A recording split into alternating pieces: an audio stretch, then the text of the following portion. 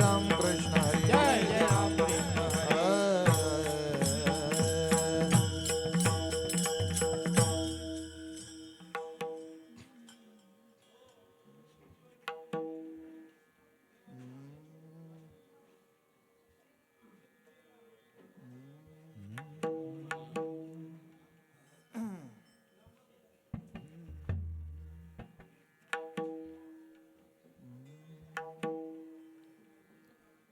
रूप पाहता लोचनी सुख झाले वो साजनी सुख झाले वो साजनी सुख झाले वो साजनी रूपा पाहता लोचनी सुख झाले ओ साजनी सुख झाले ओ साजनी सुख झाले ओ साजनी तो हा विठ्ठल भरवा तो विठ्ठल भरवा तो हा विठ्ठल भरवा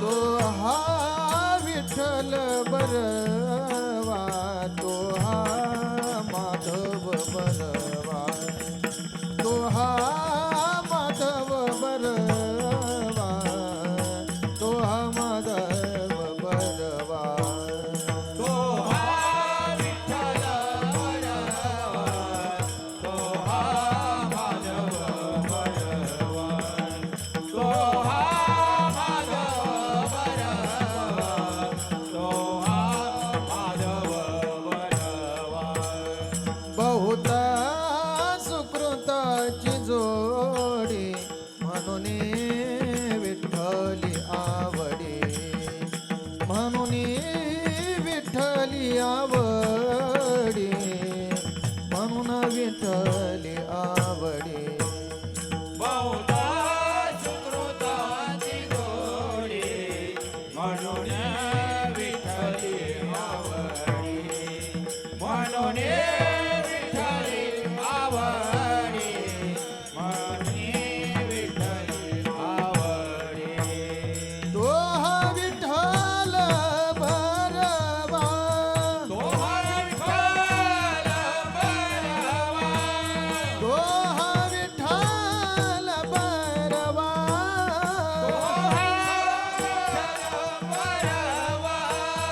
तो हा विठ्ठल बरवा तो हा माधव बरवा तो हा माधव बरवा तो हा माधव बरवा तो विठ्ठल भरवा तो माधव भरवा तो माधव भरवा तो माधव भरवा सर्व सुखाचे आगरा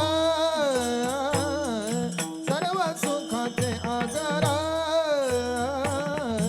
सर्व सुखाचे आगरा सर्व सुखाचे आगरा बाप रखुमा देवीवर बाप रखुमा देवीवर बाप रखुमा देवीवर तो हा विठ्ठल बरवा तो हा विठ्ठल बरवा बाप रखुमा देवीवर बाप रखुमा देवीवर बाप रखुमा देवीवर तो विठ्ठल भरवा तो विठ्ठल भरवा तो हा माधव बरवा तो हा माधव बरवा तो हा माधव बरवा तो हा विठ्ठल बरवा तो हा विठ्ठल बरवा तो हा विठ्ठल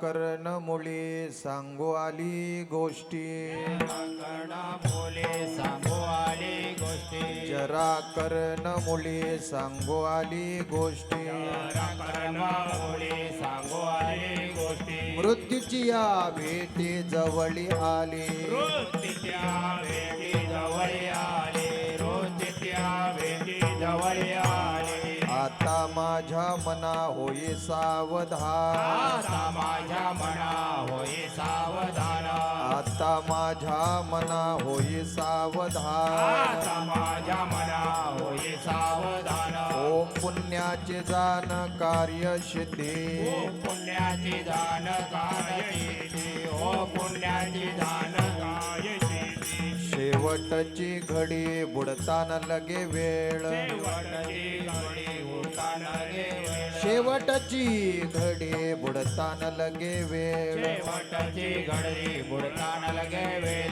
साधावा तो काळ जवळी आला साधावा तो काळ जवळ आला साधावा तो काळ जवळ आला तुका म्हणे चिंते कुळीचे दैवता कामाने चित्ते कुडीचे दैवत तुका म्हणे चिंते कुळीचे दैवता कामाने चित्ते कुडीचे दैवत वारावा भोवता शब्द मिथ्या वाढवा भोवतान खेळवित्या वाढवा भोवतान खेळवित्या आत माझ्या मना होई सावधान आता माझ्या मना होई सावधान आत माझ्या मना होई सावधान आता माझ्या मना होई सावधान ओ पुण्याची जाण कार्य सिद्धी ओ पुण्याची दान काय आली ओ पुण्याची दान काय आली हो पार हो माये ओ पार कुमार जय हो पार हो माये आहा. जय जय हो पार हो माये पार कुमार जय हो पार हो माये पार कुमार जय जय हो पार हो माये जय जय पार कुमार जय जय हो पार हो माये जय हो पार कुमार जय हो पार हो जय माये जय पार कुमार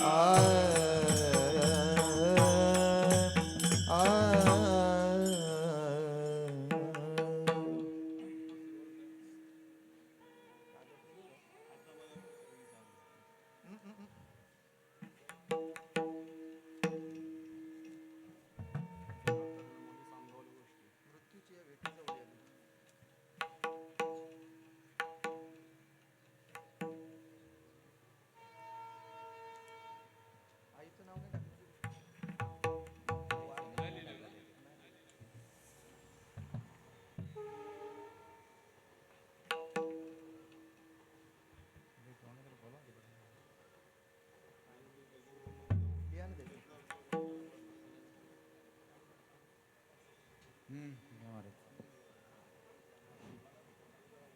बोला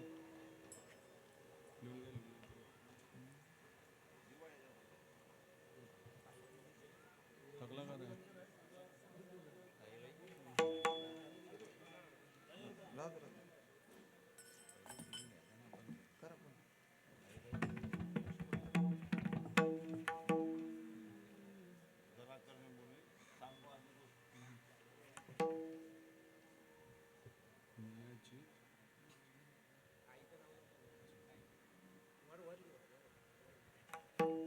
बाबा कर.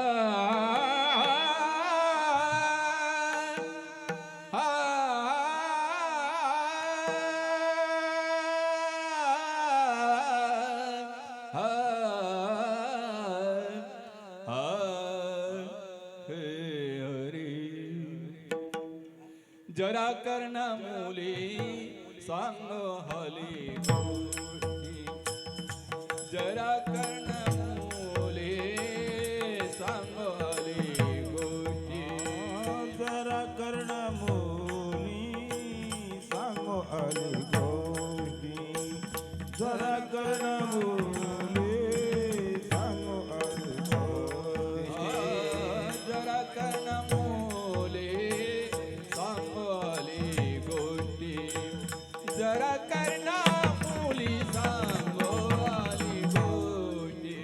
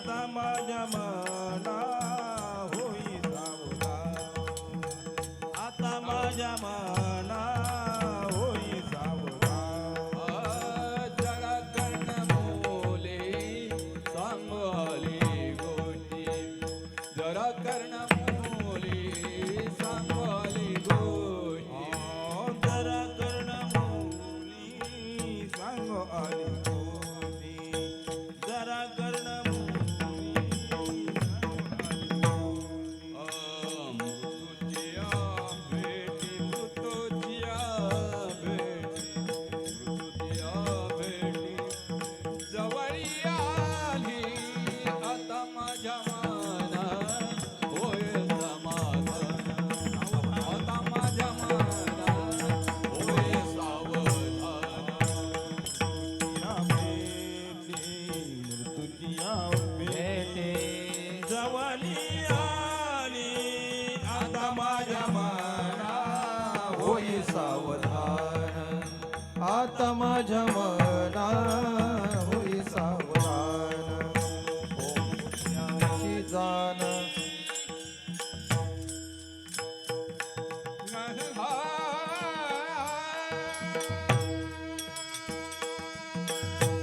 ओम पुण्याची जाण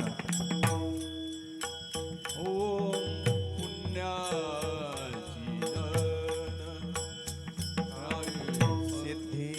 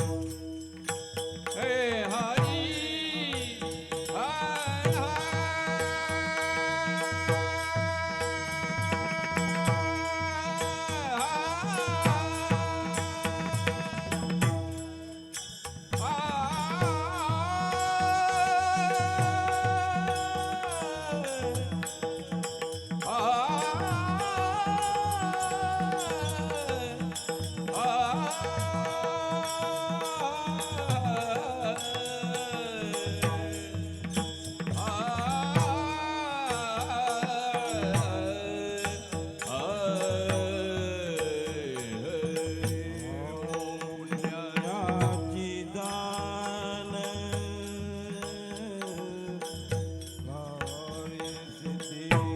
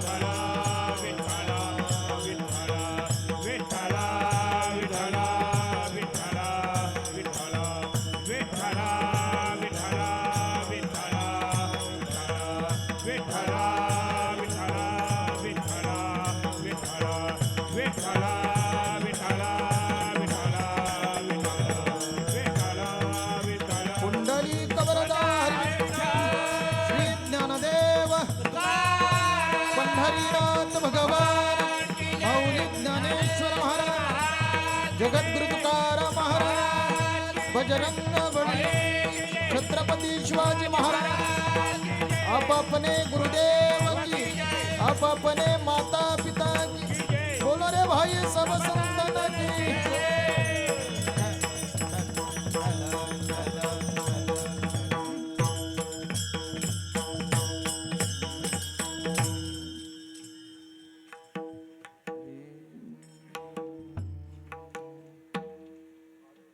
जरा कर्ण मुली सांगवाली गोष्टी, मृत्यूची या भेटी जवळी आली।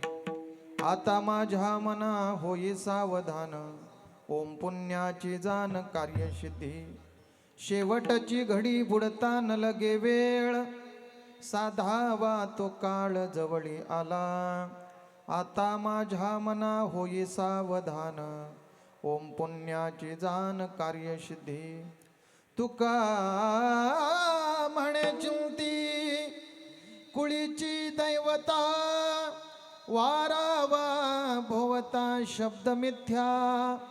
आता माझ्या मना होई सावधान, ओम पुण्याची जाण कार्यसिद्धी। लोकाभिराम रणरंगधीरं, राजीवनेत्रं रघुवंशनाथं, कारुण्यरूपं करुणाकरन्तं, श्रीरामचन्द्रं शरणं प्रपद्ये। नमो विठ्ठला राजया पांडुरंगा, नमो रुक्मिणी माऊली ज्ञान गंगा। नमो पुंडलिका, नमो चंद्रभागा, नमस्कार माझा रुक्मिणी पांडुरंगा। पांडुरंगा करो प्रथम नमन, पांडुरंगा करो प्रथम नमन। पांडुरंगा कर प्रथम नमन, पांडुरंगा कर प्रथम नमन। दुसरे चरण संताची, दुसरे चरण संताची, त्यांच्या कृपदाने कथेचा विस्तारो, त्यांच्या कृपदाने कथेचा विस्तारो। दुसरे चरण संताची, दुसरे चरण संताची, त्यांच्या कृपदाने कथेचा विस्तारो, त्यांच्या कृपादाने कथेचा विस्तार। पांडुरंगा करू प्रथम नमन, दुसरे चरण संतांचिया, त्यांच्या कृपादाने कथेचा विस्तारू। बाबाजी सद्गुरुदास तुका जयांचे केलिया स्मरण, होय सकळ विद्येंचे अधिकरण। ते चिवंदो श्रीचरण श्री गुरूंचे ते नमस्कारुणी आता। ओम नमो ज्ञानेश्वरा, करुणा करा दयाळा, तुमचा अनुग्रह लादलो पावन झालो चराचरी। सेवे लागी सेवक झालो, तुमच्या लागलो निज चरणा। अहो स्वामी तुक या देवा, यावरी न करावा वेर।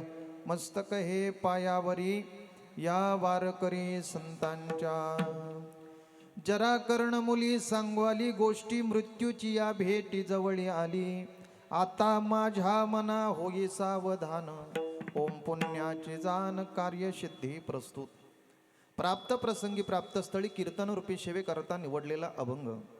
यच्चयावत मानवी जीवनाच्या कल्याणार्थ अवतीर्ण झालेले थोर साधू वैराग्याचे मुकुटमणी, अखिल वारकरी संप्रदायाच्या कळस्थानी शोभणारे श्रीमंत श्री जगद्गुरु तुकाराम महाराज यांचा 4 चरणाचा उपदेशपर प्रकरणातील अभंग आजच्या कीर्तन रूपी सेवे करता निवडला। विठ्ठल विठ्ठल विठ्ठल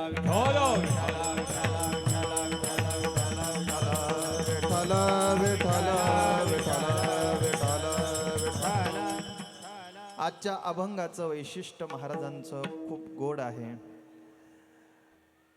महाराजांनी उपदेश या अभंगातून केलेला आहे, पण हा उपदेश समाजाकरता नाही, देवाकरता नाही, साधू करता नाही, तर आजचा उपदेश स्वतःच्या मनाकरता आहे।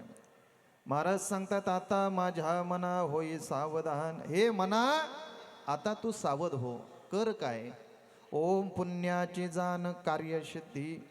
असं काहीतरी कर की तुझ्या जीवनामध्ये ते पुण्य निर्माण झालं पाहिजे. जीवनाची वाटचाल अशी कर की ती परमात्म्यापर्यंत पोहोचली पाहिजे. संपूर्ण विश्वाला जागृत करणारे संत तुकाराम महाराज आज स्वतःच्या मनाला जागृती देण्याचं कारण काय असावं? असं तुकोबारांच्या जीवनामध्ये घडलं काय असेल? महाराज म्हणतायत माझ्या जीवनामध्ये एक गोष्ट मला निदर्शनात आली. कोणती? जरा कर्ण मुली सांगू आली गोष्टी मृत्यूची या भेटी जवळी आली. माझ्या डोक्यामधला पिकलेला एक केस तो माझ्या कानात सांगायला लागला, महाराज आपल्याला जरा अवस्था प्राप्त झाली आणि जरा अवस्था ही मृत्यूच्या दिशेने वाटचाल करणारी आहे. महाराज सांगतात जरा, जरा या शब्दाचा अर्थ आहे म्हातारपण. मुली म्हणजे केस आणि कर्ण म्हणजे कान. कानाच्या वरचा पिकलेला एक केस तुकाराम महाराजांच्या कानात सांगतो. तुकाराम महाराज स्वतःच्या मनाला जागृती देत आहेत. महाराज सांगतात तर ही अवस्था वृद्धापावस्था निर्माण झाली की वाटचाल मृत्यूच्या दिशेने होत असते आणि मृत्यू शेवटची घडी कधी येईल हे आम्हाला सांगता येत नाही, म्हणून सावध करतायत. शेवटची घडी बुडताना लगे वेळ साधावा तो काळ जवळी आला. आता कधी शेवटची घडी येईल सांगता येत नाही. म्हणजे म्हातारा झाल्यानंतरच नंबर लागेल असं नाही. आता कोरोनाच्या काळामध्ये कितीतरी माणसं आमच्या जवळून गेली कारण ती शेवटची घडी त्यांच्या जीवनात कधी आली हे त्यांना सुद्धा कळलं नाही. म्हणून आतापासूनच आमच्या मनाला आम्ही सावध केला पाहिजे. मग सावध करण्याकरता किंबहुना सावध झाल्यानंतर आमच्या जीवनामध्ये करायचं काय? तुकाराम महाराज सांगतात तुका म्हणे चिंती कुळेची दैवता वारावा भोवता शब्द मिथ्या. एक परमात्मा सोडला तर बाकी सगळं मिथ्या आहे. मग काय कर? त्याचा अंगीकार कर आणि त्या भगवंताचं चिंतन कर. खऱ्या अर्थाने जीवनाचं सार्थक. विठ्ठल विठ्ठल विठ्ठल विठ्ठल.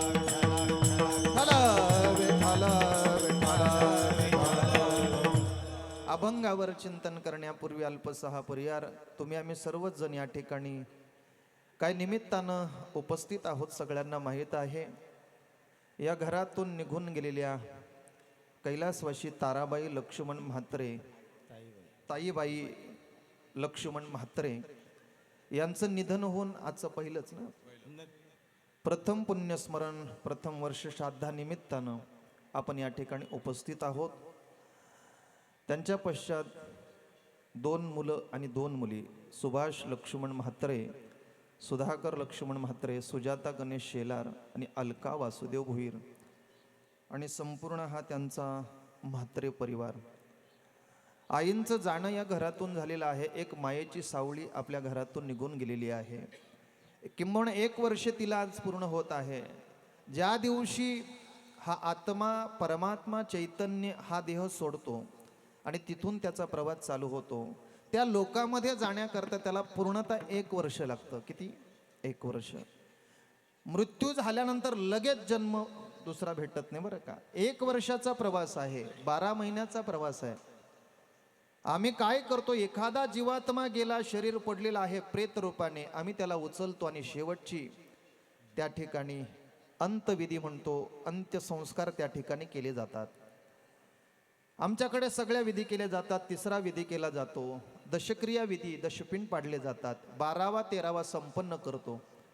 1 महिना झाला की एक पिंड समर्पण केला जातो. आपल्या भागात ती प्रथा नाही, पण जर तुम्ही घाटावर गेलात तिकडे बघितलं तर प्रत्येक महिन्याला एक पिंड समर्पण केला जातो. का करतायत? त्याचं कारण आहे, हा जीव जेव्हा तो प्रवास करत असताना त्याला चालल्यानंतर तो थकला जातो, त्याला त्या ठिकाणी थांबवलं जातं आणि मुलाने जर त्याला काही त्या महिन्याला समर्पण केलं तर तो भोग त्याला प्राप्त केला जातो. म्हणून महिन्याला पिंड समर्पण केला पाहिजे. नाहीतर मग त्याच पद्धतीने पुन्हा फरफटत त्याला घेऊन जातात. सांगायचं तात्पर्य आहे असं किती महिने करायचं? 11 महिने. 11 महिने करा आणि 12व्या महिने ज्या तिथीला ज्या दिवशी गेलेला आहे त्या तिथीला तुम्ही त्याचं काय करा? श्राद्धविधी करा. तो श्राद्धविधी मुलाकडनं घडला, त्यांनी संकल्प केला, त्यांनी चांगलं पुण्य कर्म तिला समर्पण केलं तर पुढची वाटचाल तिच्याकरता सुखकर होत असते. म्हणून हे कार्य करायचं. विठ्ठल विठ्ठल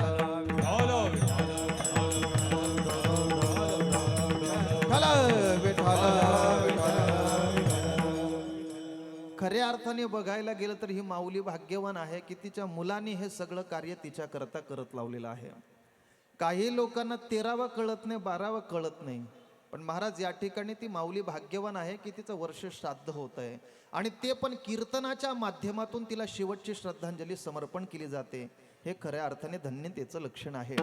माऊली जात असताना आज जर तिला कुठे पुण्य कमी पडत असेल, पुढची गती चांगली गती मिळण्याकरता, तर मुलाच्या रूपाने इथे जर कर्म समर्पण केलं तर तिला ते प्राप्त होत असतं. काही माणसं याच्यावर आक्षेपही घेतात.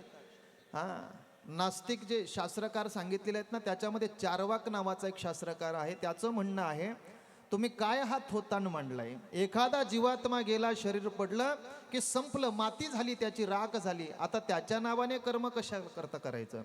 आणि तुम्ही जर तिच्या नावाने इथे समर्पण करत असाल आणि त्यांना जर तिकडे भेटत असेल, मग तुम्ही कंपनीत जाताना डब्बा कशाला नेता? हे त्याचं म्हणणं आहे, ते तुम्हाला पण पटेल. म्हणजे चांगले त्यांना पण वाटेल की खरंच आहे, नास्तिक बोलतो ते खरं आहे. मला सांगा, 2 किलोमीटरवरचा डब्बा जर तुम्हाला तसा पोचू शकत नाही, चला कल्पना करा तुम्ही एखाद्या कंपनीत काम करता आणि काम करत असताना महाराज त्या ठिकाणी तुम्हाला 1 वाजता सुट्टी झाली जेवायला. तुम्ही बायकोला फोन करा, अगं मी आता जेवायला सुट्टी होते, तिकडं ताट वाढ, संकल्प सोड, म्हणजे माझं पोट भरेल. नाही ना, त्याच्याकरता स्वतःला जेवावंच लागेल. म्हणजे 2 किलोमीटर कंपनी आहे तर आपला ताट, आपलं अन्न आपल्याला पोहोचू शकत नाही. मग या लोकात समर्पण केलेलं परलोकात कसं काय मिळणार आहे? त्याच्याकरता हे खंडन करत असताना त्यांनी युक्ती अशी वापरली. त्यांनी सांगितलं, बाबा हे पोहोचवणारी एक व्यक्ती कोणीतरी आहे, ती त्यांच्यापर्यंत नेऊन हे कर्म पोहोचवत असतो. जे आम्ही इथे समर्पण करू ते त्यांना तिथे पोहोचवत असतात. काय आहे? महाराज सांगतात, कल्पना करा, आपला एखादा मुलगा परदेशामध्ये शिकण्याकरता आहे. काही पैशाची गरज पडली की तो मुलगा फोन करतो, बाबा मला पैशाची गरज आहे. आता मला सांगा, परदेशामध्ये अमेरिकेमध्ये आपल्याला तिथून लगेच जाता येईल का? नाही.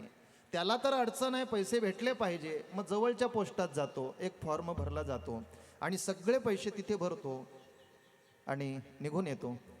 मला सांगा, बरोबर 2-4 दिवसात जे काही दिवस आहेत त्या दिवसामध्ये बरोबर त्याला तिकडे पैसे पोचतात. फोन येतो, पप्पा तुम्ही पाठवलेले पैसे मला भेटले.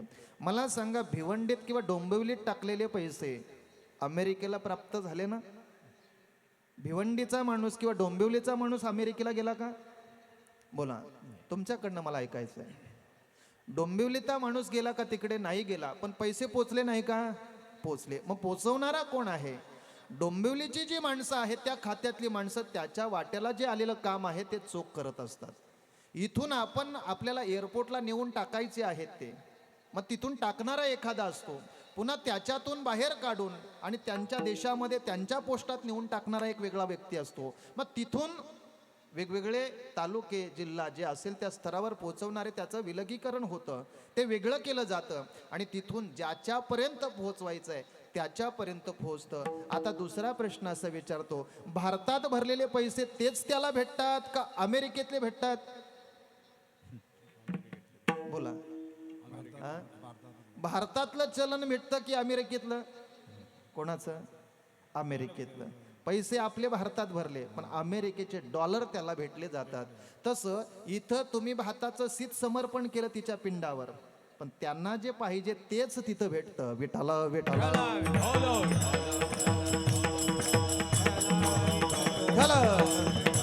म्हणून आपल्याला ते समर्पण करायचंय. आम्हाला वाटतंय कोणी पोचवणार नसेल, पण बरोबर त्या ठिकाणी आपल्या व्यक्तीपर्यंत ते पोचलं जातं. काही माणसं म्हणतात, मग महाराज ते केलंच पाहिजे का? नाही केलं तर काय होईल? नाही का? अर्जुनाचा प्रश्न तुम्हाला सांगतो आणि पुढे जातो, जास्त विस्तार करत नाही. भगवान परमात्म्याला अर्जुनाने सांगितलं, अर्जुना तू परमात्म्या तू मला युद्ध करायला सांगतो ते खरं आहे, पण युद्ध करत असताना मी यांच्यावर शस्त्र धरणार, हे मरणार, मग यांच्या बायका, यांच्या पत्न्या विधवा होणार, विधवा झाल्या की व्याभिचार करणार आणि व्याभिचार करायला लागल्या की वर्णसंकर निर्माण होईल आणि वर्णसंकर निर्माण झालं की पिंडादी क्रिया लुप्त पावतील आणि पिंडादी क्रिया लुप्त पावल्या की आमचे स्वर्गात गेलेले पितर पुन्हा कुठे येतील? संकरो नरकायैव कुलज्ञानम कुलस्य च पतंती पितरो हेषाम लुप्त पिंडोदक क्रिया. पिंडादी क्रिया लुप्त पावल्या की स्वर्गात गेलेले पितर सुद्धा नरकात येतात. मग आमचे स्वर्गात जाणारे पितर नरकात येऊ नये असं वाटत असेल तर आम्हाला पिंडदानादी क्रिया केलीच पाहिजे. विठ्ठला विठ्ठला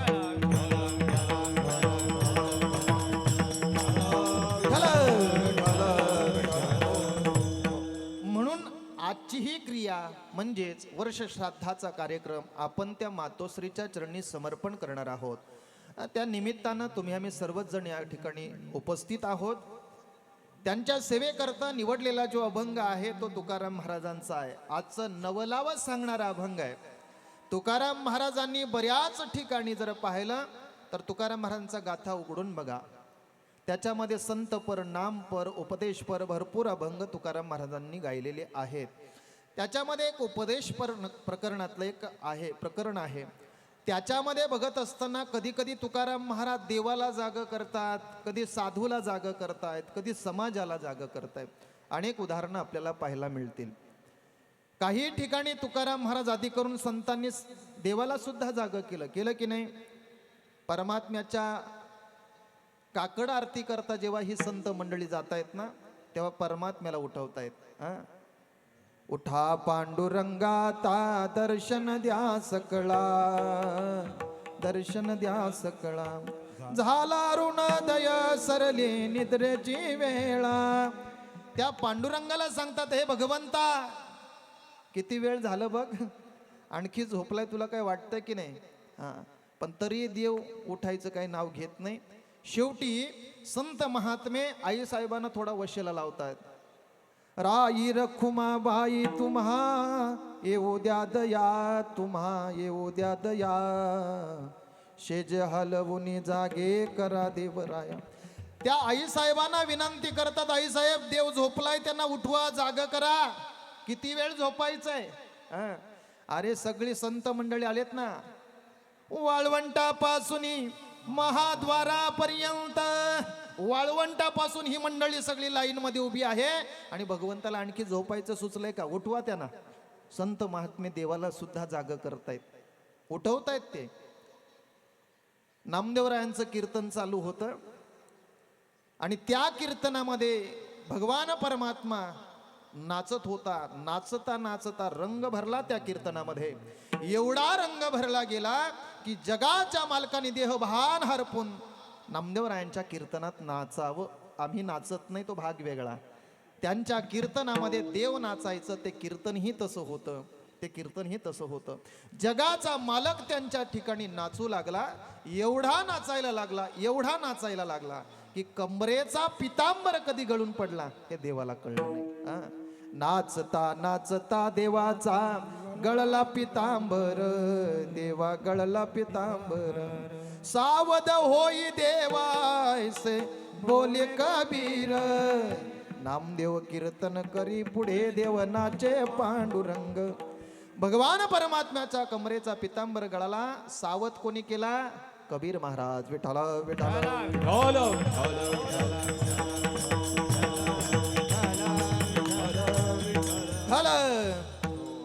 महाराज या ठिकाणी देवाला सुद्धा जाग करण्याचं काम संत करतायत. संतांना सुद्धा जाग करण्याचं काम साधूने केलेलं आहे. तुम्ही म्हणाल साधूला साधू जाग, हो हो. उठा साधू संत साधा आपुले हित, जाईल जाईल हा नरदेह मग कैसा भगवंत. रोज काकडा तुम्ही म्हणता ना, किती गोड प्रमाण आहेत, फक्त आम्ही ते ऐकायची बस. विठाला विठाला विठाला विठाला. साधूला सुद्धा साधूने जाग केलं. तुम्ही म्हणाल महाराज काही उदाहरणं आहेत का तुमच्याकडे? आहेत ना.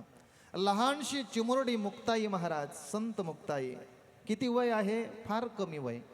पण त्या लहानशा चिमुरड्या मुक्ताईने महाराज चांगल्या 3 देवांना जाग केलं. चांगल्या 3 देवांना, ज्यांचं आयुष्य 1400 वर्ष आहे, 14 वेळा काळाला परत पाठवणारे चांगदेव, अखंड देवाच्या जवळ वास्तव्य करणारे, देवाबरोबर बोलणारे, देवाजवळ जेवणारे, देवाला जेवू घालणारे, देवाबरोबर भांडणारे असे नामदेव महाराज. एक आहे चांगदेव, दुसरे आहे नामदेव आणि तिसरे आहे स्वतःचे बंधू ज्ञानदेव. विठाला विठाला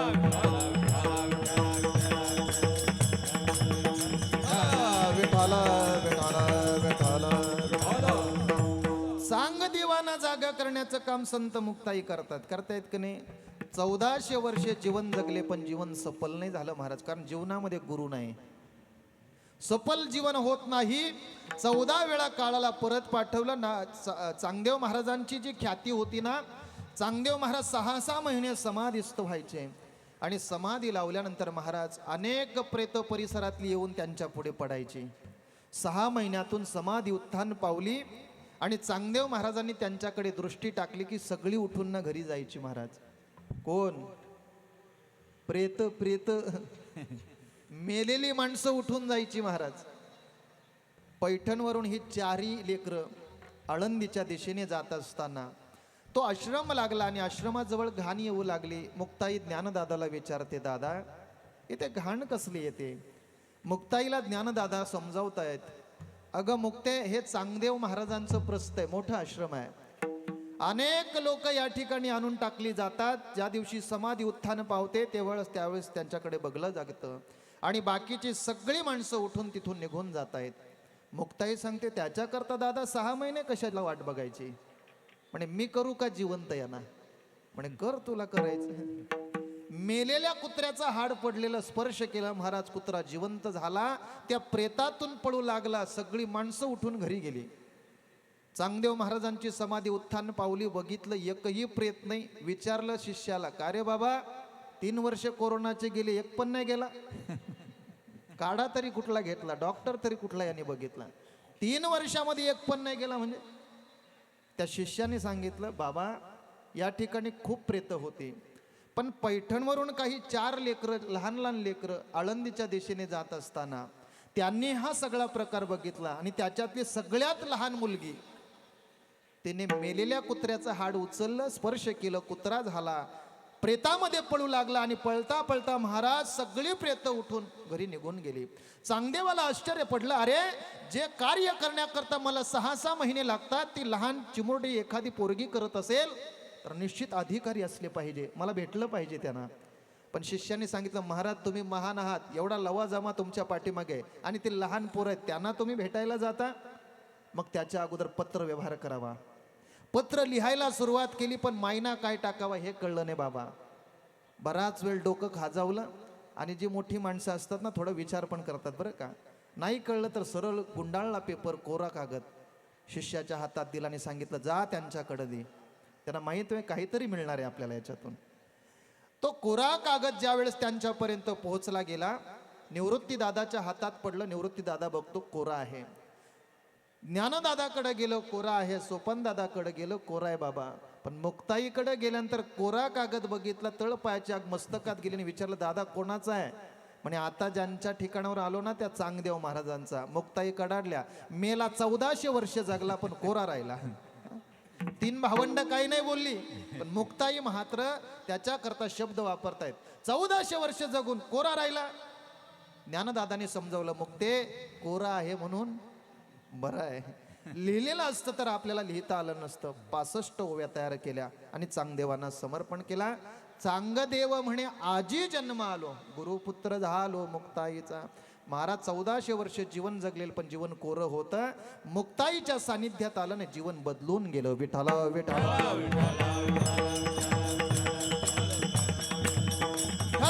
विठाला नामदेव रायांना जाग करण्याचं काम संत मुक्ताई करतायत. ज्ञानदादाला स्वतःच्या बंधूला जाग केलं की नाही.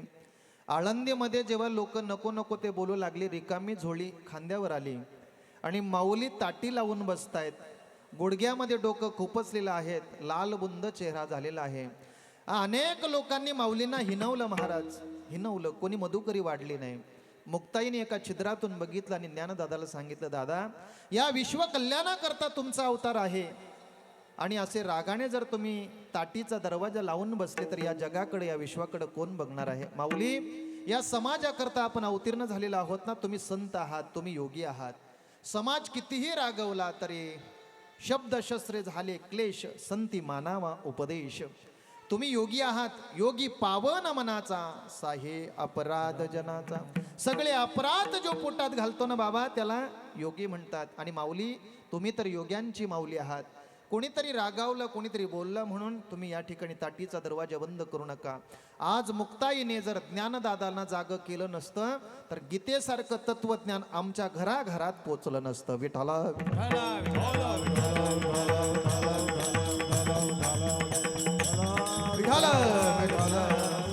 चला, संत हे देवाला जागे करतात, संत हे संताला जागे करतात, संत हे तुम्हाला जागे करतात. करतात का नाही?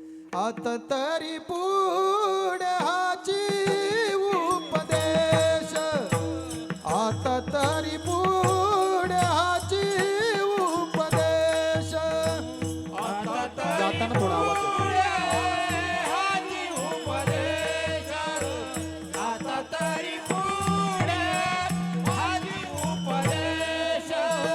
नका करुणाश आयुष्याचा, नका करुणाश आयुष्याचा. सकलांच्या पाया माझे दंडवत, सकलांच्या पाया माझे दंडवत.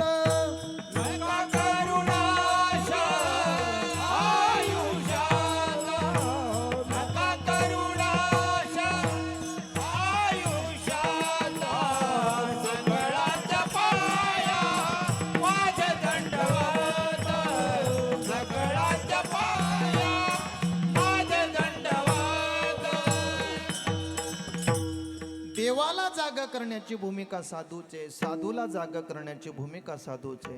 तुम्हा मला सुद्धा या जीवनामध्ये कसं वागलं पाहिजे याचा उपदेश करणारे संत आहेत. आता तरी, आता या शब्दाचा अर्थ वर्तमानवाचक आहे.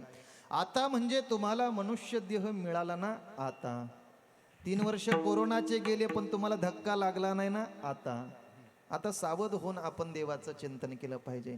नका करू नाश आयुष्याचा. कधीतरी या देहाचं महत्त्व आम्हाला कळलं पाहिजे. कशा करता दिला, कशा करता वापरलं पाहिजे याचं चिंतन, याचं मंथन आम्हाला करण्याकरता संत भाग पाडतायत आणि आम्हाला जागं करण्याचं काम करतायत. कितीतरी या देहाची महती आम्हाला ते पटवून देतात. हा देह महत्वाचा आहे. स्वर्गातील देव सुद्धा या देहाची इच्छा करतायत महाराज. स्वर्गीचे अमार विचितारी देवा, स्वर्गीचे अमार विचितारी देवा. स्वर्गीचे अमार्या इच्छिताती देवा, स्वर्गीचे अमार्या इच्छिताती देवा. मृत्युलोकी व्हावा जन्म आम्हा, मृत्युलोकी व्हावा जन्म आम्हा. नारायण नामे होऊ जीवन मुक्त, नारायण नामे होऊ जीवन मुक्त. मृत्युलोकी व्हावा जन्माभय, मृत्युलोकी व्हावा जन्माभय. नारायण नामे होऊ जीवन मुक्त, नारायण नामे होऊ जीवन मुक्त. देव ज्या अर्थी या देहाची इच्छा करतात तो देह किती महत्वाचा असला पाहिजे संत आम्हाला समजावून सांगतायत. मला सांगायचं तात्पर्य आहे, देवाला जागे करणारे संत, संतांना जागे करणारे संत, एवढंच नाही तुम्हा मला जागे करणारे संत. आज महाराज देवाला जाग करत नाही, आज महाराज साधूला जाग करत नाही, आज तुम्हा मला जाग करत नाही. मग तुकाराम महाराज आज जाग कुणाला करतायत? तुकोबारायत अभंगाच्या 2ऱ्या चरणामध्ये वर्णन करतायत. आता माझ्या माना होई सावधान, आता माझ्या माना होई सावधान, आता माझ्या माना होय सावधान, आता माझ्या माना होय सावधान. आता माझ्या माना होई सावधान, आता माझ्या माना होई सावधान, आता माझ्या माना होई सावधान.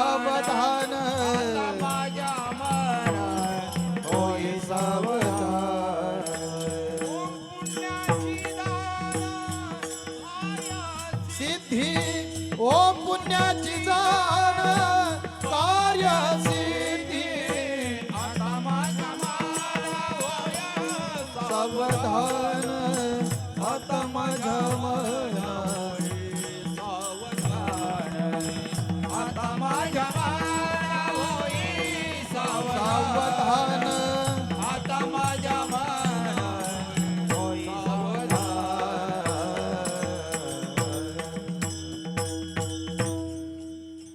आता माझ्या मना होई सावधान आता माझ्या मना होई सावधान ओ पुण्याची जाण कार्यसिद्धी तुकाराम महाराज आज स्वतःच्या मनाला जागृती देत आहेत. हे मना तू सावध हो. जर तू बेसावध झाला तर माझं काही खरं नाही. माझं जीवन सफल होण्याकरता तुझी गरज आहे आणि तू सावध होणं महत्वाचं आहे. महाराज आज जगाला उपदेश नाही, स्वतःच्या मनाला. अगोदर स्वतःचं मन स्वच्छ करावं, नंतर जगाला उपदेश करावा. ही साधूची भूमिका आहे. आपण काय करतो, आपल्या घरात कचरा आहे आणि आपण गाव स्वच्छ करायला निघतो. नाही, तुकाराम महाराजांची भूमिका आहे, साधूची भूमिका अशी आहे, अगोदर स्वच्छ आपण व्हा, इतरांना नंतर उपदेश करा. आपण जर स्वतः स्वच्छ राहिलो, आपलं अंगण स्वच्छ केलं तर गाव स्वच्छ करायची गरज काय.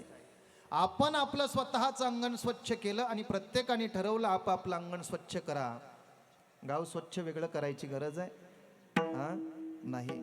तुकाराम महाराज स्वतःच्या मनाला जागृती देत आहेत. त्याला एकमेव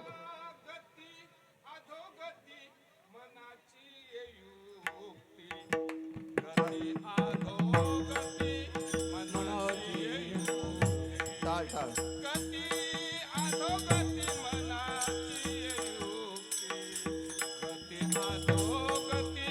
मनाची गती अधोगती मनाची योगते गती अधोगती मनाची योगते गती अधोगती मनाची योगते गती अधोगती मनाची योगते मन लावा एकांती साधू संगे मन लावा एकांती साधू संगे मन लावा एकांती साधू संगे मन लावा एकांती साधू संगे गती अधो गती मनाची योगते गती अधो गती मनाची योगते गती अधो गती मनाची योगते गती अधो गती मनाची योगते गती अधो गती मनाची युक्ते गती अधो गती मनाची योग मन लावा एकांती साधू संगे मन लावा एकांती साधू संगे गती आणि अधोगतीला कारण जर का असेल तर मन आहे. बंध आणि मोक्षाला कारण जर का असेल तर मन आहे. विठ्ठल विठ्ठल विठ्ठल विठ्ठल. आणि आमचं जीवन सफल करायचं असेल, आम्हाला परमार्थ करायचा असेल तर मनाचं सहकार्य फार महत्वाचं आहे. लक्षात घ्या. का तुकाराम महाराज मनाला प्रार्थना करतात, कारण हे मन फार चंचल आहे. महाराज 10 गोष्टी चंचल सांगितलेत माहिती आहे तुम्हाला. मनो मधो करो मे गो मानेनो मदन मरोत मा मदो मरकट मस्यो मकार दश चंचला. तुका म्हणे मन चंचल हाती येईना. महाराज सांगतात काही येत नाही महाराज, ते एवढं चंचल आहे, एवढं चंचल आहे. जाता येता पल बहुत चंचल चपल. बोला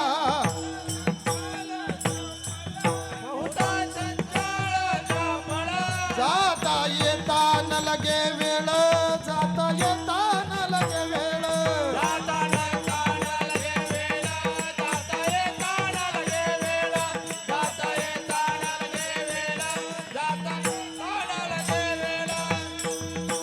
मनाला जायला आणि यायला वेळ लागत नाही महाराज. महाराज तुम्हाला एक प्रश्न करतो, मला उत्तर द्या प्रामाणिकपणे. चला, तुम्ही आळंदीचं मंदिर बघितले? आळंदीचं माऊलींची समाधी कोणी कोणी बघितले? हा, सगळीजण जाऊन आलेत ना? ठीक आहे. मला सांगा, इथून जर तुम्हाला पायी प्रवास करायचा आहे, चालत जायचं आहे, किती वेळ लागेल तुम्हाला आळंदीला जायला? आपली दिंडी यात्रा निघते, पालखी, आपण 7 दिवसात पोहोचतो. पण त्याच्यासाठी जर आपल्याला चालायचं असेल तर आपण 3 दिवसात पोहोचू शकतो, बरोबर ना? चला, तुम्हाला जर तुमच्या जवळ बाईक दिली तर तुम्ही किती वेळात पोहोचाल? हा, बोला ना, तुम्ही मला सांगा. 1.5-2 तास. 3 तास लागतील. चला, तुमच्याकडे तुमची 4 व्हीलर गाडी आहे, तुम्ही किती वेळात पोहोचाल? 2 तासात जाल. चला, कल्पना करा, तुम्हाला विमानाने तिथे जायचंय, किती वेळ लागेल? हा, एक 15-20 मिनिटात तुम्ही पोहोचाल. पण तुम्हाला शेवटचा प्रश्न करतो, चला, त्या माऊलींना तुम्हाला पाहण्याची इच्छा झाली, त्याच्याकरता पायी एवढा वेळ लागतो, बाईकने त्याच्यापेक्षा जास्त कमी वेळ लागतो, 4 व्हीलर नेली तर त्याच्यापेक्षा कमी, विमानाने त्याच्यापेक्षा कमी, पण मनाने तुम्हाला आळंदीला माऊलींचं दर्शन घ्यायला जायचंय, किती वेळ लागेल?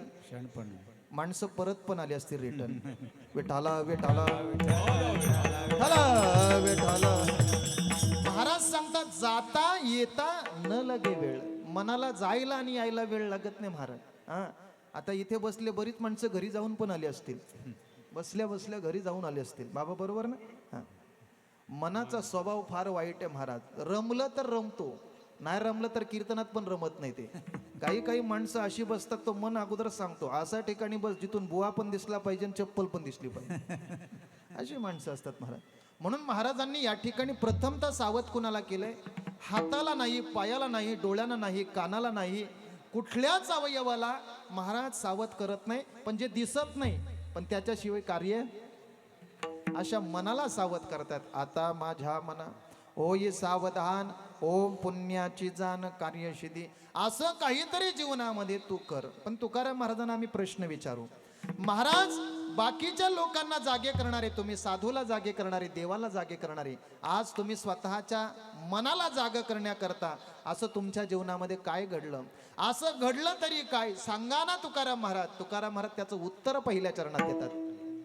जरा कर्ण मुली सांगवानी गोष्टी, जरा कर्ण मुली सांगवानी गोष्टी, जरा कर्मामुळे सांगाली गोष्टी, जरा कर्मामुळे सांगाली गोष्टी. मृत्यूची या घडी जवळी आली मृत्यूची या भेटी. जवळी हा, आता माझ्या जय हो. होई सावधान, आता माझ्या मना होई सावधान, आता माझ्या मना होई सावधान, आता माझ्या मना होई सावधान, आता माझ्या मना होई सावधान. आता माझ्या मना होई सावधान, आता माझ्या मना होई सावधान, आता माझ्या मना होई सावधान.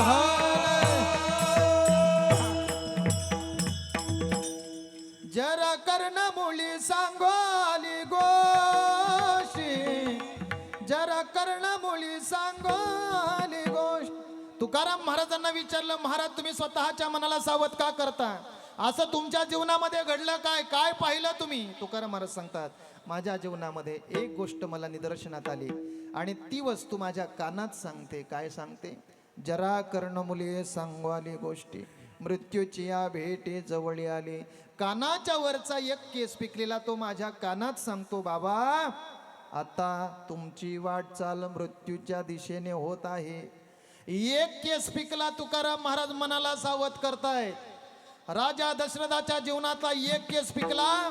राजा सावध झाला आणि विचार केला, राजगादी रामाच्या हाती सुपूर्त करावी आणि साधना करावी. आता आपापले तपासा. एक केस पिकला तर मनाला सावध करतात. आमचे सगळे केस पिकतात, आम्ही सावध होत नाही. हा.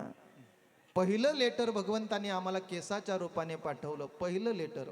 ज्या दिवशी केस पिकायला सुरुवात होईल ना त्या दिवशी समजायचं परमात्म्याने पहिलं लेटर आम्हाला दिलंय. विठाल विठाल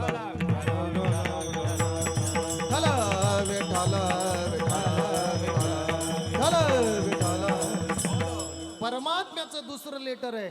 दात पडायला सुरुवात झाली की समजायचं दुसरं लेटर. आवाज कमी यायला लागला का समजायचं तिसरं लेटर भगवंताने दिलंय आम्हाला आता.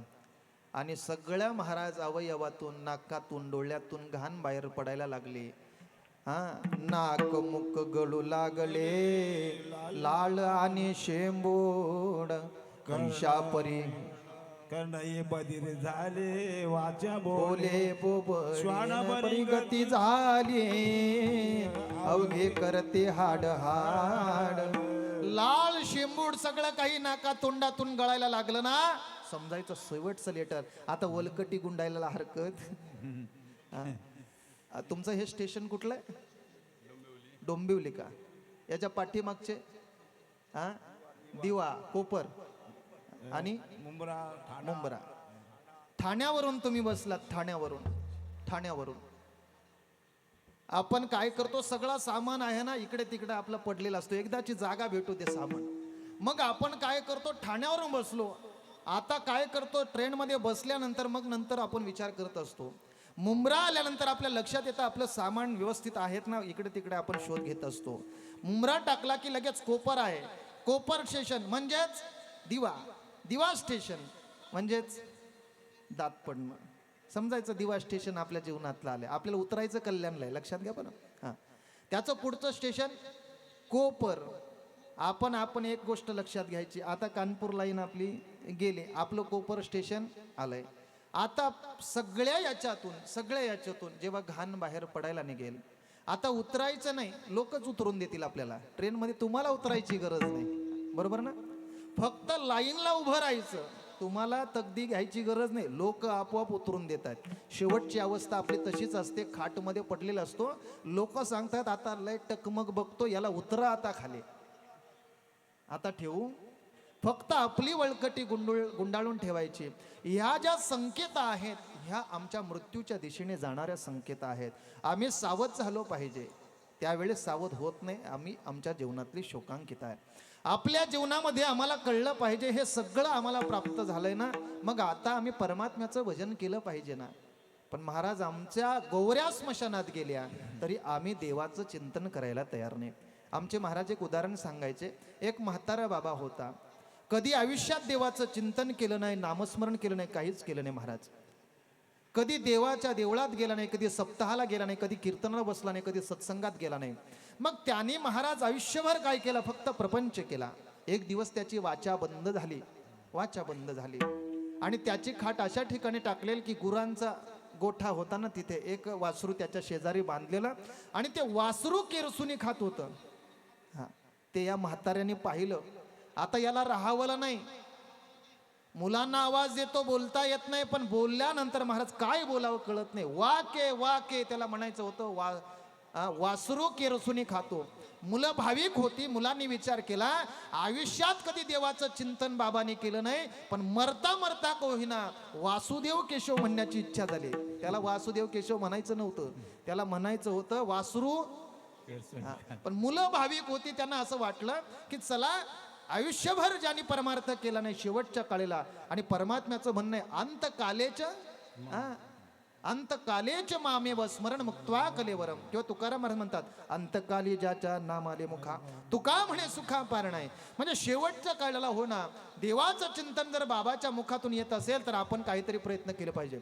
डोंबिवलीमध्ये चांगल्या दवाखान्यात नेलं महाराज पोरांनी. 2-4 लाख रुपये घालवले. बाबाला बोलायला यायला लागलं. मुलांनी सांगितलं बाबा ते म्हणत होता ते म्हणा ना वासुदेव केशव वासुदेव केशव. बाबाने सांगितलं अरे कसला वाशना कसला केशव म्हणे. अरे ते वासरू केरसुनी खात होतं हे सांगायचं होतं. मुलांनी डोक्याला हात लावला. अरे 5 लाख रुपये खर्च केलं याच्याकरता. आमची आयुष्य आमचं चाललंय तिकडे वाटचाल करते पण आम्ही सावध होत नाही.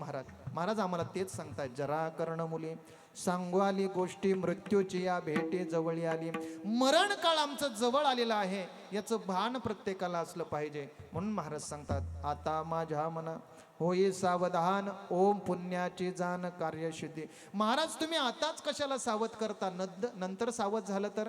महाराज सांगतात नंतरही मी सावध केलं असतं, पण मी कधी जाईन याचा भरोसा नाही. तुकाराम महाराज तिसऱ्या चरणात सांगतात, शेवटाची घडी बुडताना लगे वेळ, शेवटाची घडी बुडताना लगे वेळ, वेळ शेवटाची घडी बुडतान लगे वेळ, शेवटची गाडी बुडतान लगे वेळ.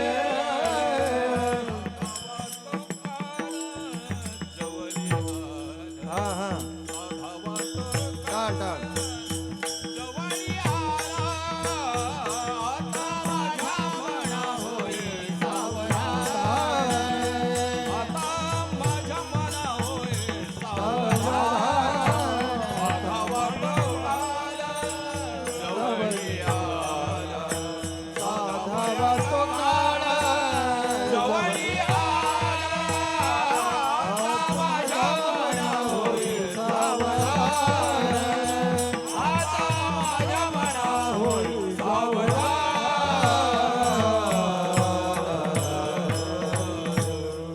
शेवटची घडी बुडता न लगे वेळ, साधावा तो काळ जवळी आला. आपल्या हातामध्ये जो काळ आहे ना, तोच खऱ्या अर्थाने आम्ही साधला पाहिजे.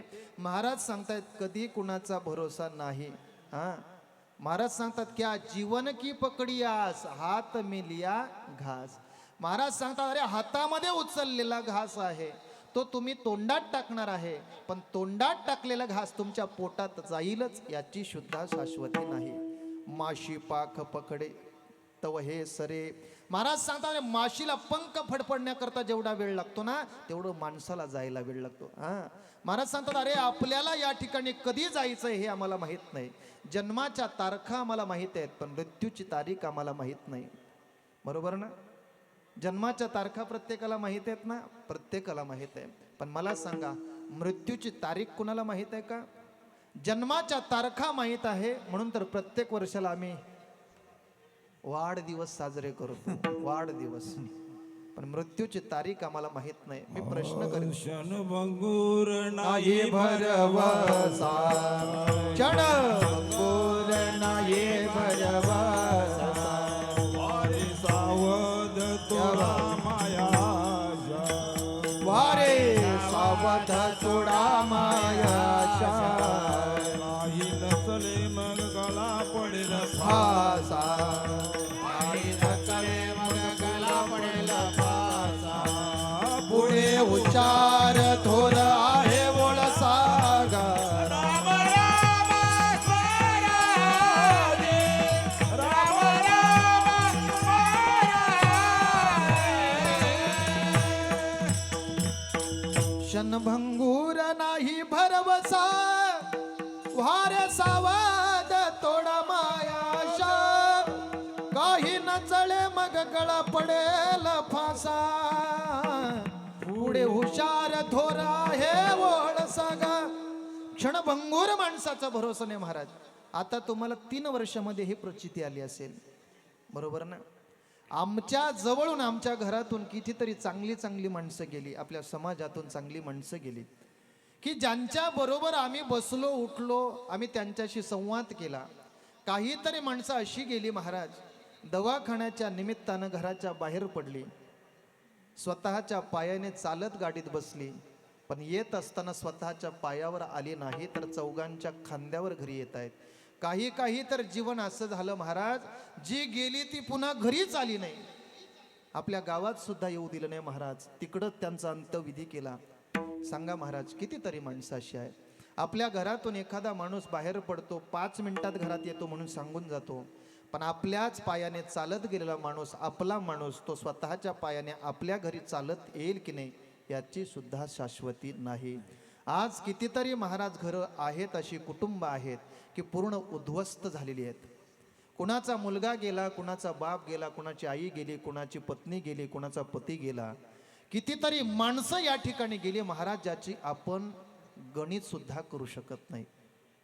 आम्ही महाराज या कोरोनाच्या कालामध्ये 3 वर्ष बाबा आम्ही कीर्तन बंद नाही केली बरं का. कोरोनाच्या काळात सुद्धा आम्ही कीर्तन केली. पण ज्या गावाला कीर्तन करायला जायचो ना, कीर्तन याच्यासाठी आम्ही घेत होतो कारण त्यावेळेस माणसं सगळी खचलेली असायची आणि एक कीर्तन असं माध्यम होतं की त्यांचं मन सदृढ करण्याचं. त्यावेळेस माणसाला पैशाची गरज नव्हती, तर त्यावेळेस माणसाला आधाराची गरज होती. हा, पण त्यावेळेस महाराज आमचीच माणसं आमच्यापासून दुरावली गेली, लांब राहिली. तुमच्या नातेवाईकांचं तुमच्यावर किती प्रेम आहे हे जर तुम्हाला आज पण बघायचं असेल ना, तर एक फोन करा. तुम्ही म्हणता ना आमचा सोयरा एवढा भारी आहे, त्याला एकदा फोन करा आणि त्याला फक्त एवढं सांगा मी अमक्या अमक्या दवाखान्यात आहे, भेटायला ये. भेटायला निघत असताना फक्त एवढं सांगा माझा रिपोर्ट पॉझिटिव्ह आहे बरं. तुम्हाला किती भेटायला येतात ते तुमच्या लक्षात येईल महाराज. हा, या काळामध्ये भरपूर माणसं गेली. कितीतरी माणसं, बाबा चहा द्यायचा असेल घरच्या माणसाला तर लांबून फेकून देत होते महाराज. किती तिरस्कार. माझा एक मित्र भेटला म्हणे मला महाराज कोरोना झाला, 6 महिने आमच्या गेटला पण कोणी हात नाही लावला. विचार करा, गेटला, घरात येण्याचं सोडा, गेटला. तिथून तो देव नामाला लागलाय महाराज. मला त्याने सांगितलं तिथून मी देवाची भक्ती करायला लागलो. 6 महिना घरामध्ये कोंडून असताना सुद्धा त्या जगाच्या मालकाने मला सांभाळलं, म्हणून आज मी त्याचं भजन करतो. म्हणजे आम्हाला भक्ती करायला पण या कोरोनाने शिकवली. विठाला विठाला विठाला. आम्हाला स्वच्छ राहण्याकरता सुद्धा त्यानेच शिकवलं. माणसं कुठूनही यायची, कशी यायची, जेवायला बसायची. आता बायकोच सांगते थांब जरा, सॅनिटायझर तीच करते बाहेर, कपडे सगळे बाहेर काढून ठेवा. जिच्यावर आम्ही जीव लावला, प्रेम केलं महाराज, तीच आम्हाला बाजूला करते. राहती निराळी रांडा पोरे सकळ. महाराज सांगता ही सगळी जव काळ असे दुरी ठेला, तोपर्यंत महाराज आपल्या जीवनामध्ये एकच करा, याचा भरोसा धरू नका. हे कधी संपणार आहे, कधी पडणार आहे, शेवटची घडी. बुडता न लगे वेळ साधावा तो काळ जवळी आला. परमार्थ आता करू उद्या करू, परमार्थ आज उद्यावर घालवू नका. आज आता ताबडतोब लगेच लागा. प्रपंच करण्याकरता सांगा आता कधीतरी नंतर करू, घर नंतर बांधू, नंतर लग्न करू, चालेल, पण परमार्थ आता करा. हे जीवन असं एवढं गतिमान आहे महाराज, कधी माणसं जातील याचा भरोसा नाही. आता तर एक नवीन रोग निघालाय महाराज, अटॅक. भयंकर आहे महाराज. विचार करा महाराज, चांगली माणसं गेली त्याच्यातून. मला वाटतं आईला सुद्धा अटॅक आला का? विचार करा महाराज, सहज चालती बोलतो माणसं निघून जातात. किती दुर्दैवी मृत्यू. विचार करा, सहज माणसं निघून जातात, सहज निघून जातात. म्हणजे आम्हाला क्षणाचा सुद्धा भरोसा. तुम्ही किती म्हणाल माझ्याकडे एवढी इस्टेट आहे, महाराज ती एक पै सुद्धा तुमची त्यावेळेस कामा येणार नाही. तो झटकाच असा असतो महाराज, पुढचा चान्स कमी असतो. म्हणून या ठिकाणी मला सांगायचंय, तुकोबारे सांगतात, मला जर मरण माहीत असतं तर मी ते केलं असतं, पण मला माहीत नाही कधी बुडेल, सांगता येत नाही. शेवटची घडी. बुडता न लगे वेळ साधावा तो काळ जवळी आला. मग आता करायचं काय महाराज सांगतात, तुका म्हणण्याची नव्हती कुळीची दैवत, तुका म्हणण्याची नव्हती कुळीची दैवत, तुका म्हणायची ती कुळीची दैवत, तुका म्हणायची ती कुळीची दैवत. वारवा भोवत शब्द मिथ्या, वारवा भोवत शब्द मिथ्या. आता माझ्या मना होई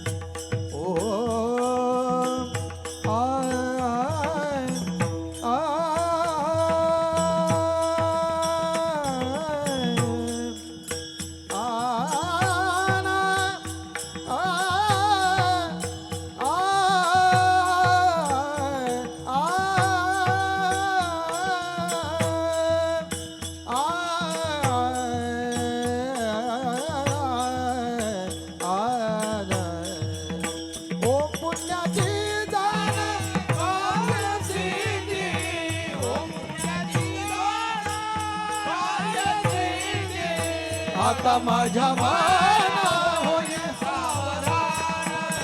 आता माझ्या माना होई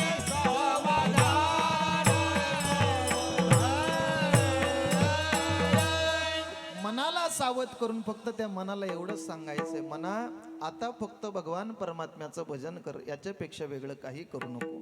कारण शेवटी तुझ्या बरोबर येणारा बंगला नसेल, गाडी नसेल, मित्र नसेल, सगळे सोयरे नसतील, तर तुझ्या बरोबर येणारं फक्त शिदोरी असेल, ती भगवत चिंतनाची.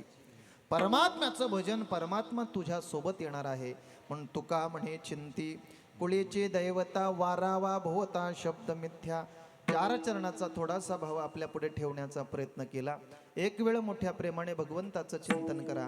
हाताने टाळी, मुखाने भगवंताचं चिंतन. विठोबा रखुमाये विठोबा ये विठोबा रखुमाये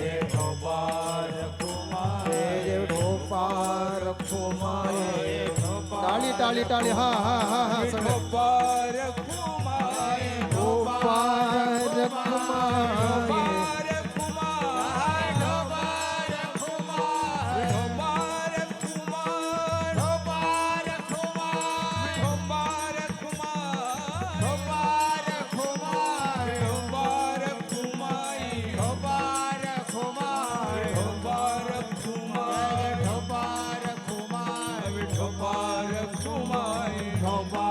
टाळी हा हा. ढोबार कुमाये जय ढोबार कुमाये ढोबार कुमाये ढोबार कुमाये ढोबार कुमाये ढोबार कुमाये ढोबार कुमाये ढोबार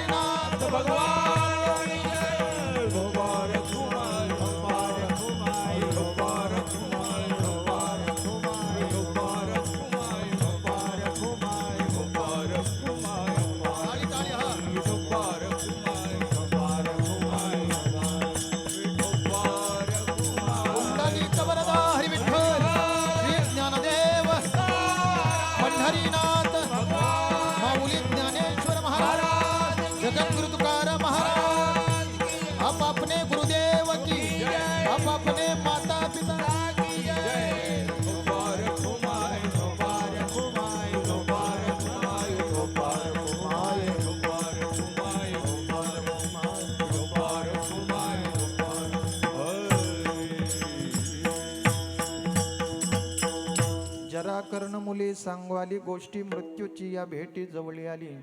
आता माझ्या मना होई सावधान ओम पुण्याची जाण कार्यसिद्धी. शेवटची घडी बुडताना लगे वेळ साधावा तो काळ जवळी आला. आता माझ्या मना होई सावधान ओम पुण्याची जाण कार्यसिद्धी. तुका म्हणे चिंती कुळीची दैवता वारावा भोवता शब्द मिथ्या. आता माझ्या मना होई सावधान ओम पुण्याची जाण कार्यसिद्धी. असा गोड चिंतनीय अभंग आजच्या सेवेकरता निवडलेला होता. थोडंसं आपण चिंतन केलं. ज्या निमित्तानं ही सेवा आहे, ताईबाई लक्ष्मण म्हात्रे यांचं निधन होऊन आज पूर्णतः 1 वर्ष होत आहे आणि त्यांच्या प्रथम श्राद्धाच्या निमित्तानं आपण या ठिकाणी उपस्थित आहोत.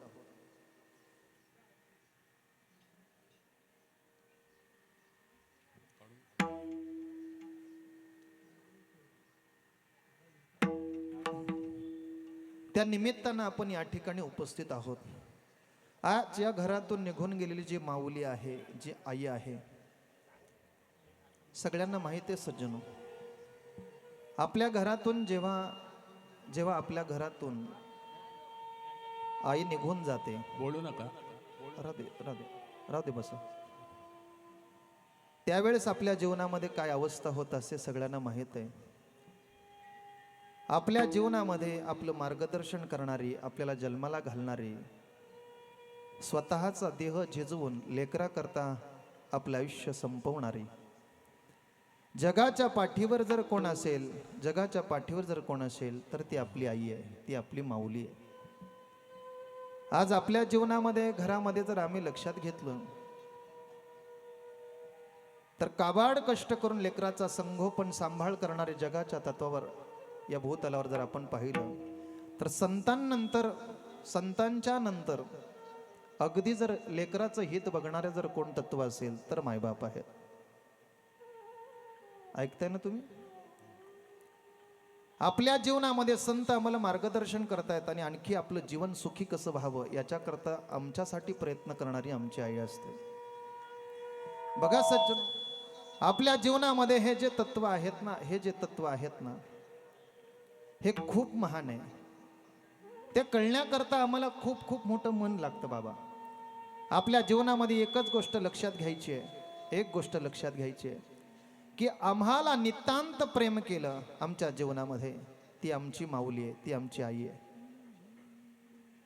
ती आई आमच्यावर एवढं प्रेम करते की लेकराला जन्माला घालत असताना स्वतःचा देह जरी संपवण्याची वेळ आली तरी ती मागे पुढे बघत नाही. ती आपली आई असते. आपल्या जीवनामध्ये एवढं प्रेम करणारं तत्व आहे सज्जनो. एखाद्या लेकराला जन्माला घालत असताना एक गोष्ट लक्षात येते आमची, नैसर्गिकरित्या जेव्हा मुलाचा जन्म संभवत नाही त्यावेळेस आम्हाला कुठेतरी दवाखान्यात त्या माऊलीला नेलं जातं. त्यावेळेस तो महाराज त्या ठिकाणी डॉक्टर सांगतो, एकतर मुलाची आई जगेल, एकतर मुलगा, दोघांपैकी कोण पाहिजे बोला. आपल्या घरातली माणसं सहज एकच निर्णय घेत आहेत, आई वाचली पाहिजे आणि मुलगा गेला तरी हरकत नाही. हे सगळं विचारत असताना महाराज डॉक्टर आतमध्ये जात आहेत. गेल्यानंतर त्या माऊलीला विचारतायत. त्या माऊलीला सांगितलं जातं, आई, ताई, आज तुमच्या लेकराला जन्माला घालत असताना एकतर तुम्ही वाचाल, एकतर तुमचा मुलगा वाचला जाईल. बोला तुम्हाला काय पाहिजे बोला. त्यावेळेस महाराज ती माता, ती माऊली, ती आई एकच गोष्ट सांगत असते, डॉक्टर साहेब, खऱ्या अर्थाने तुम्ही जर माझं ऐकत असाल आणि मला विचारता म्हणून तुम्हाला सांगते, खरंच मनापासून जर तुम्ही माझं ऐकत असाल तर एक गोष्ट माझ्या करता करा. माझ्या लेकराला जन्माला घालत असताना माझा प्राण जरी गेला तरी चालेल, पण माझ्या वंशाच्या कुलदीपकाला जन्माला घाला. एकमेव जर आपल्यामध्ये जर कोण बघत असेल तर ती आपली आई बघते. लेकरू जन्माला आल्यानंतर महाराज त्याचं संगोपन करत असताना कितीतरी मुलं महाराज त्या मातेला त्रास देत आहेत, पण कुठलाही त्रास तिला वाटत नाही. ती लेकरा करता संपूर्ण जीवन ती जगत असते, संपूर्ण जीवन. 4 लेकरं आहेत महाराज. 4 लेकराचं संगोपन करत असताना काय आईची जीवनाची व्यथा होत असेल हे आम्हाला कल्पना नाही. आता 2 मुलं झाली तर आम्हाला घाम फुटतो. महाराज विचारतायत, बस झाले आता. 4 लेकराचा संगोपन त्या माऊलीने केलं. आता जेवढं आम्ही डेव्हलप झालोय त्याच्या अगोदर, त्याच्या पूर्वी असा नसेल. कदाचित दुसऱ्याच्या शेतात सुद्धा तिला राबावं लागलं असेल, दुसऱ्याचं काम करावं लागलं असेल आणि मिळणाऱ्या 2 भाकरी लेकरांकरता आणून अर्धी तिला वाटली असेल. महाराज दुसऱ्याला हे सगळं काही करत असताना मात्र ती स्वतःला विसरून जाते. विचार करा, एखादा सण आला तर सगळ्या लेकरांना नवीन कपडे परिधान करते, पण स्वतः मात्र माऊली त्याच लुगड्याला गाठी मारून तोच लुगडा आपला परिधान करते. ती आई आहे. आपल्या जीवनामध्ये ती माऊली लेकरांकरता काय करू शकते याची अनेक उदाहरणं तुम्हाला माहीत आहे. आणखी वेगळी उदाहरणं द्यायची गरज नाही. महाराज या लेकराचा संसार सुखी व्हावा एवढ्या करता स्वतःचं काळीज सुद्धा जी ज्याला काढून द्यायला तयार आहे, तिचं नाव आई आहे, तिचं नाव माऊली आहे. एक गडावर महाराज एक माऊली दूध टाकण्याकरता जायची. संध्याकाळची वेळ झाली, गडाचे दरवाजे लागले गेले. हिला निघायला उशीर झाला, गडाच्या दरवाजापर्यंत आली. सगळ्यांना विनंती केली, मला बाहेर सोडा, मला जाऊ द्या. माझं लहान लेकरू झोळीत झोपलंय, मला कोणीतरी बाहेर सोडा, माझ्या लेकराकरता मला पाठवा. पण त्या गडाचा नियम होता, संध्याकाळ झाल्यानंतर दरवाजे बंद केले जायचे. कुणा करता हे ते उघडले जात नसत. ती माऊली विचार करायची काय करावं. जर गेलो नाही तर मुलगा तडफडेल त्या ठिकाणी, मी त्याला दिसणार नाही.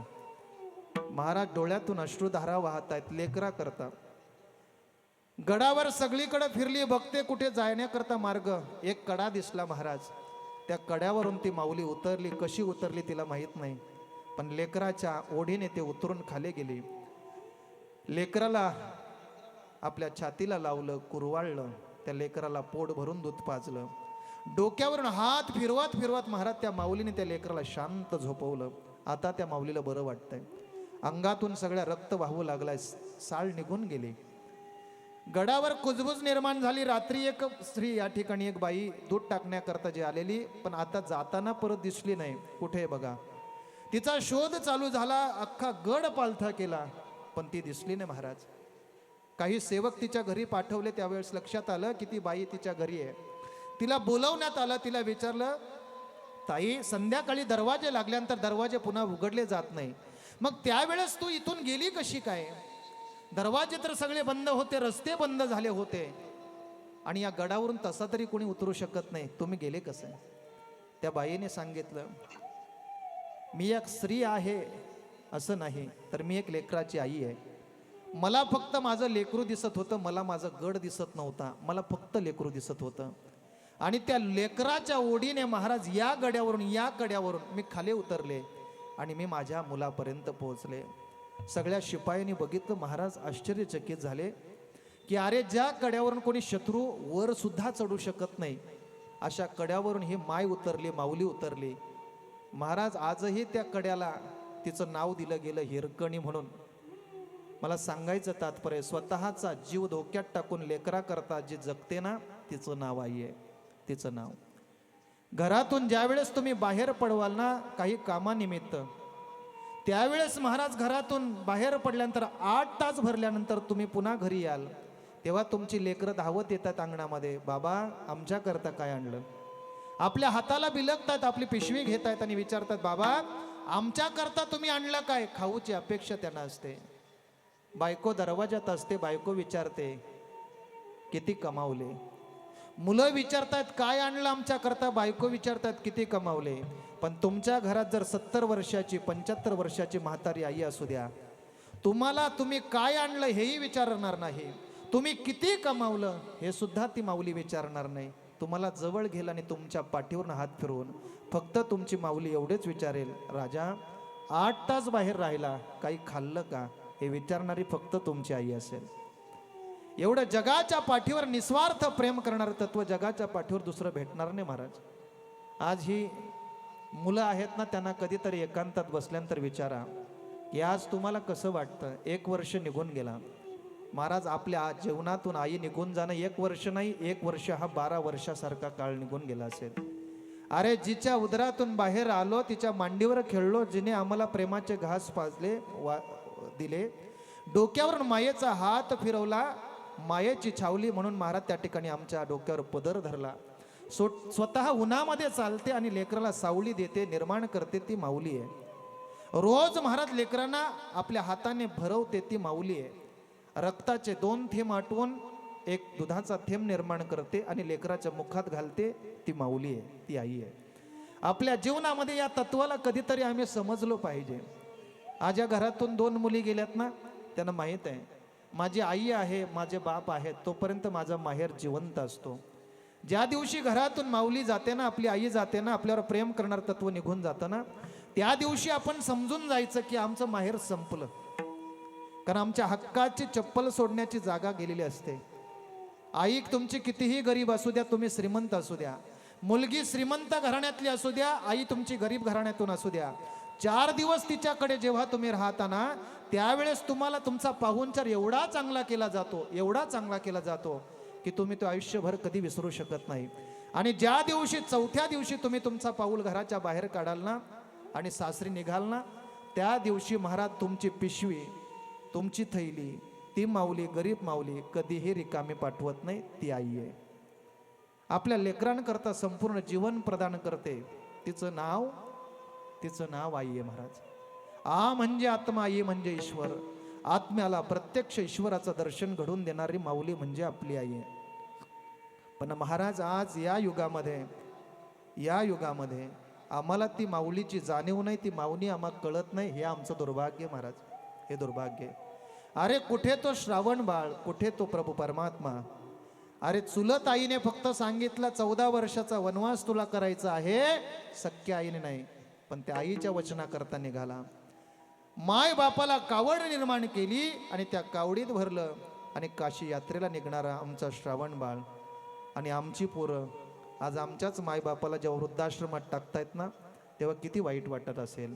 अरे ज्या मुलांकरता काबाड कष्ट केलं, हाडाचे काड रक्ताचं पाणी केलं, आज तीच जर मुलं आम्हाला वृद्धाश्रमात टाकत असतील तर याच्यापेक्षा दुर्भाग्य कोणतं. अरे तुमच्या पायाला जर एक काटा टोचला तरी आईच्या हृदयाला काटा टोचल्यासारखं व्हायचं. तुम्हाला ताप आला तर दोघं मायबाप तुमच्याकरता झोपली नाही, रात्रभर जागून काढली, रात्रभर. आणि आज ती मायबाप कुठेतरी तापाने फणफणत जर पडत असतील आणि आमचं जर त्याच्यावर दुर्लक्ष असेल तर आमची इस्टेट कितीही जरी असली, आमचे कितीही बंगले असले, कितीही गाडी चांगली असू द्या, तुम्ही कितीही मोठे साहेब असू द्या, पण तुमच्या बंगल्याला, तुमच्या इस्टेटीला काही किंमत नाही. आमची आई जर आमच्या घरात सुखी नसेल तर त्या इस्टेटीला काही अर्थ नाही बाबा. आज जर आपण माऊली करता, आपल्या आई करता जर आपण केलं नाही तर आज आपली मुलं सुद्धा आपल्याकरता काही करू शकत नाही महाराज. हे तेवढंच खरंय, तेवढंच खरंय. आपल्या जीवनामध्ये एक गोष्ट लक्षात घ्या महाराज, आई हे सर्व श्रेष्ठ आहे. तिनंही जगाचा जरी मालिक असला, धनी असला ना, तरी जर त्याला आई नसेल तर तो कोण आहे? भिकारी. स्वामी तिन्ही जगाचा, आई विना भिकारी. तिन्ही जगाचा जरी मालक असेल आणि स्वामी असेल, पण त्याच्या जीवनात जर माय नसेल महाराज तर तो भिकारी आहे. म्हणून एका ठिकाणी सांगले ना, एक कौन सी चीज है, एक कौन सी चीज है वो यहाँ नहीं मिलती, सब कुछ मिलता है मगर माँ नहीं मिलती. सगळं पुन्हा पुन्हा तुमच्या जीवनात मिळेल, पण गेलेली माय पुन्हा नाही मिळणार महाराज. आज किती हंबरडा फोडला, कितीही तुम्ही कितीही रडलात तरी आपले गेलेलं तत्व आम्हाला पुन्हा मिळणार नाही, नाही मिळू शकत महाराज. एका कवीने गोड वर्णन केले, ऐका बरं. एका कवीने, थाप टाका.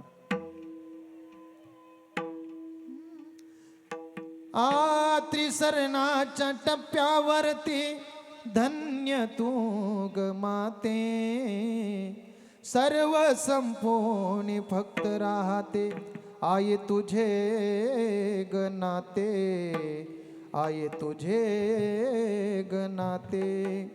चुकलं तुझं बाळाई आई ग,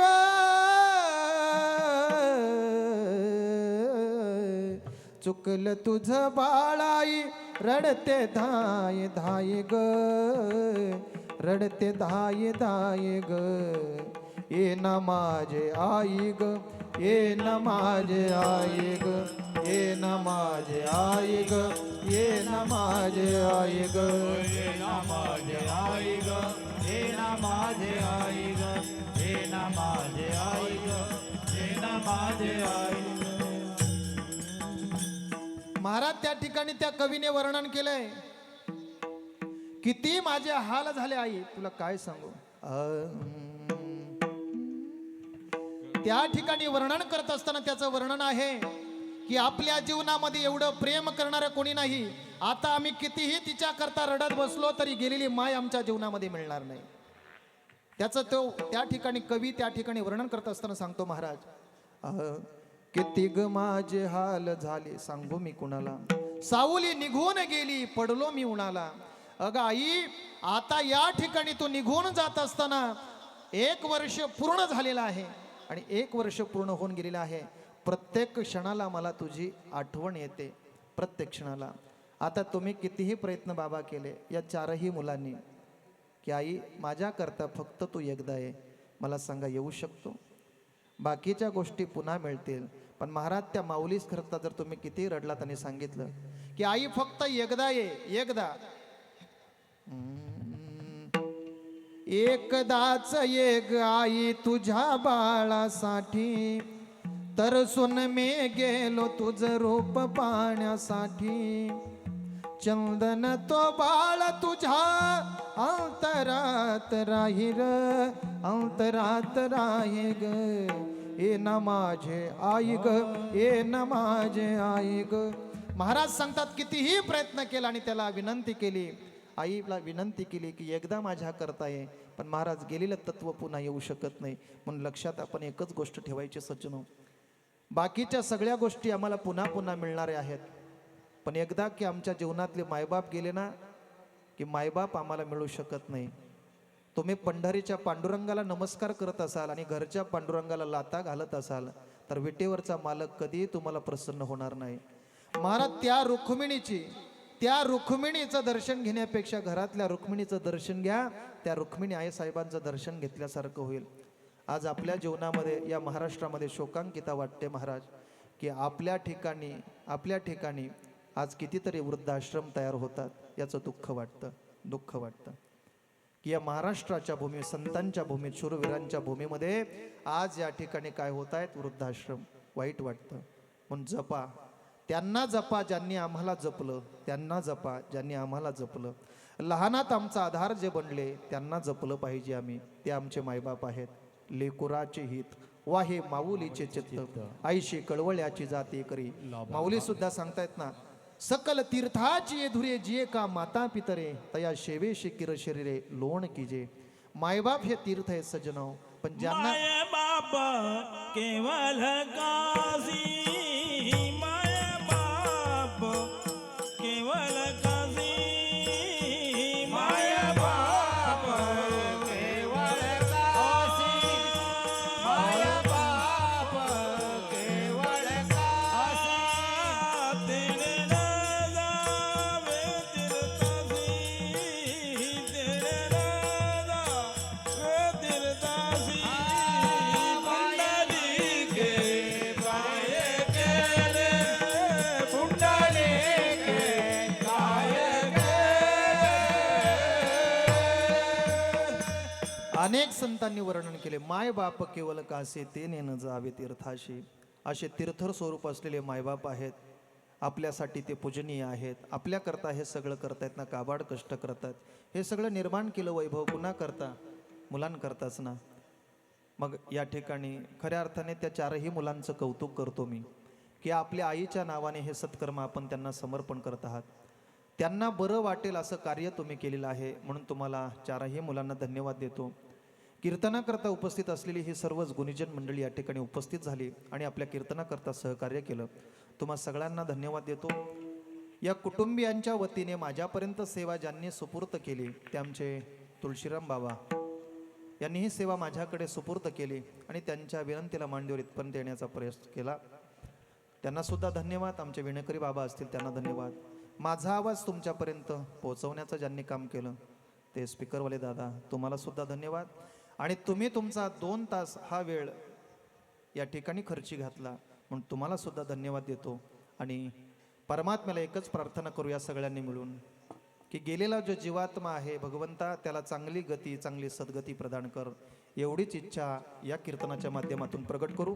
आणि झालेली सेवा परमात्म्याच्या चरणी, आईच्या चरणी समर्पण करून या ठिकाणी थांबण्याचा प्रयत्न करतो. ज्ञानेश्वर माऊली, ज्ञानराज माऊली तुकाराम. ज्ञानेश्वर माऊली, ज्ञानराज माऊली तुकाराम. ज्ञानेश्वर माऊली, ज्ञानराज माऊली, माऊली ज्ञानेश्वर माऊली, ज्ञानराज माऊली तुकाराम. ज्ञानेश्वर ज्ञानेश्वर, ज्ञानेश्वर माऊली.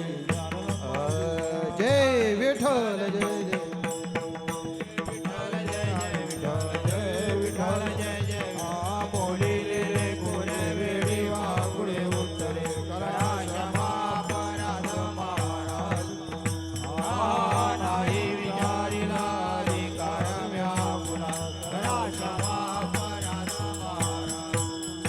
तुका म्हणे